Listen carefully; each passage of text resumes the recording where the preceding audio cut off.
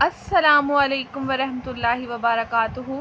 آج کی ہم اپنی اس ویڈیو میں 10 محرم کے حوالے سے بات کریں گے۔ 10 محرم کو ایسے کون سے وظیفے کرنے چاہیے جس سے ہماری دعائیں قبول ہوں گی، ہمارے گناہ معاف ہوں گے، تمام حاجات پوری ہوں گی۔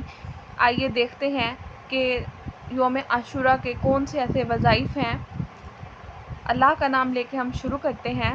بسم اللہ الرحمن الرحیم۔ شروع اللہ کے نام سے جو نہایت مہربان اور رحم کرنے والا ہے۔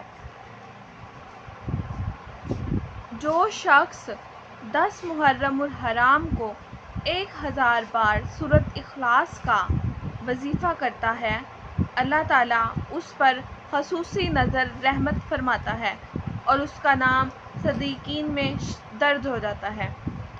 پہلا وظیفہ تو یہ ہے کہ 10 محرم کو آپ نے 1000 دفعہ سورۃ اخلاص پڑھنی ہے، 1000 مرتبہ سورۃ اخلاص کا ورد کرنا ہے۔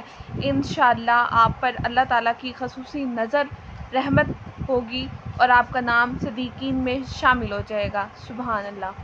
دوسرا وظیفہ یہ ہے، عاشوراء کے روز 70 بار پڑھیں، حسبی اللہ و نعم الوکیل، نعم المولا و نعم النصیر۔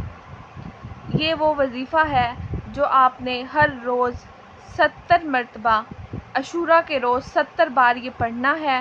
اللہ تعالیٰ اس کو بخش دے گا اور اس کا نام اللہ تعالیٰ اپنے عظیم بندوں میں شامل کر دے گا۔ سبحان اللہ۔ آج کی یہ ہماری ویڈیو 10 محرم الحرام کے حوالے سے تھی۔ آج کی ویڈیو میں اتنا ہی۔ ہمارے چینل کو لائک کریں، کامنٹ کریں اور سبسکرائب کریں۔ شکریہ۔